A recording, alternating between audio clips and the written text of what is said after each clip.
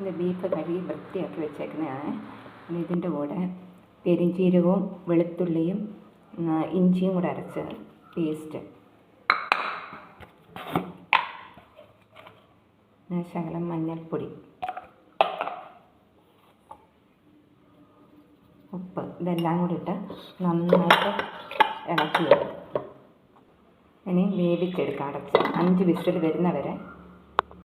Beef roast തയ്യാറാക്കുക. അതിന് ആദ്യം 1 സ്പൂൺ നെയ്യ് ഒഴിക്കണം.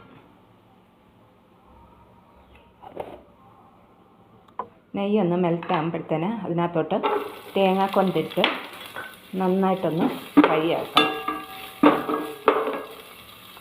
ഇതിൻ്റെ കൂടെ ഇനി ചുവന്നുള്ളി, ചെറിയ ഉള്ളിയാണ്, നമ്മളത് ആ ചെറിയ ഉള്ളി വലുതായിട്ടുള്ള ഉള്ളിയാണെങ്കിൽ ഒന്ന് രണ്ടായിട്ട് കട്ട് ചെയ്യുന്നത്, ചെറുത് തന്നെയാണെങ്കിൽ അത് അതുപോലെ ഇട്ടൊന്ന് ഫ്രൈ ആക്കി എടുക്കാം.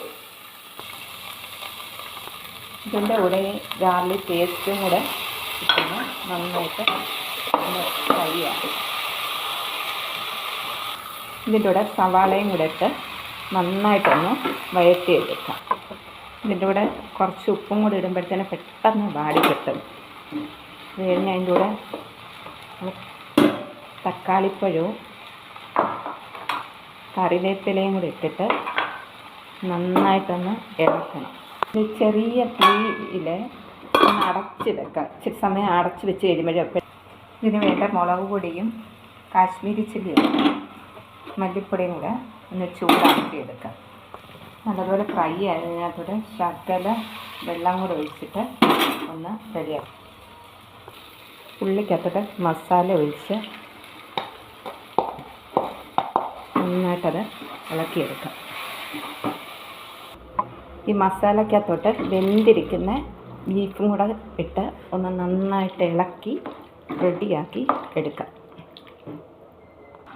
ബീഫ് നല്ല വെന്ത് റെഡി ആയിട്ടുണ്ട്. ലാസ്റ്റിൽ നമ്മൾ കുറച്ച് കുരുമുളക് പൊടിയും